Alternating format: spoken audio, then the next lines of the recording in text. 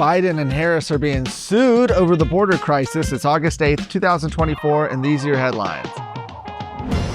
Well, as a result of President Joe Biden's open border policies, South Texas rancher Michael Vickers is spearheading a lawsuit against the administration for damages sustained on his ranch.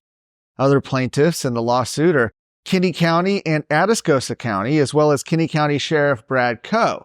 The recently filed complaint says that the Biden administration has adopted policies that are at odds with Congress's authority and have allowed massive numbers of illegal aliens to flood into the country. Vickers' ranch lies just 70 miles north of the border. According to the lawsuit, his ranch has incurred more than $50,000 in gate and fence damages alone. He's also allegedly spent thousands more to prevent further environmental destruction. The complaint says that illegal aliens leave trash and litter behind on his property, affecting food and water resources for animals and livestock. In autopsies Vickers conducted of dead cows, plastic bags and trash were found in their stomach.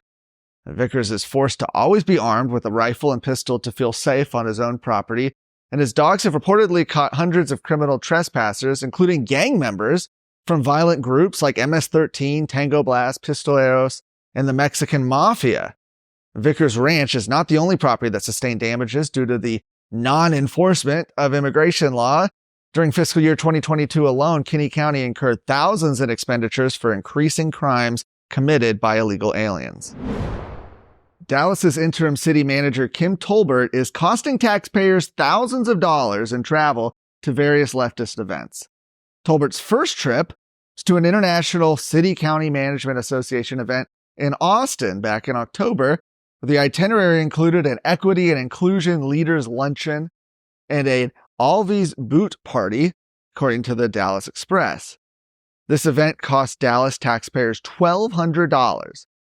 That didn't stop there, though. Following the Austin event, Tolbert took a first-class flight to the Feminist International Women's Forum in Detroit, Michigan. The city of Dallas was charged $2,500 for her entry, and she flew first class both ways. The total trip reportedly cost taxpayers around $4,000. After Dallas stopped supporting certain housing projects, including tiny homes and other facilities used to house vagrants, homeless people, Tolbert traveled to Los Angeles and Atlanta to learn about their housing projects in January of this year.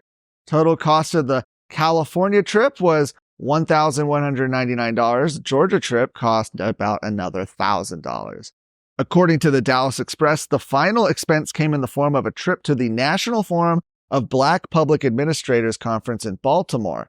This trip cost taxpayers $1,500 for a 4-night hotel stay, $800 for registration, $350 for airfare, and $250 for per diem. The city of Dallas did not respond to Texas Scorecard's request for comment on the expenses. Are you worried about your kid's future? You should be. I'm Charles Blaine with Texas Tomorrow. This is a show where we're going to talk about the issues and the people that are pushing the policies that concern your family, your home, and your kids. Catch Texas Tomorrow every Thursday.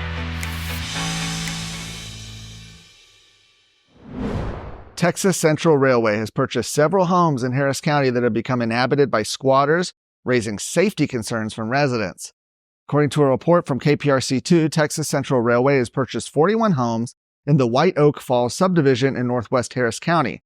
TCR planned to relocate the homes to clear the way for its high-speed train project connecting Houston and Dallas. However, residents say some homes are in poor condition and squatters have moved in, even without electricity.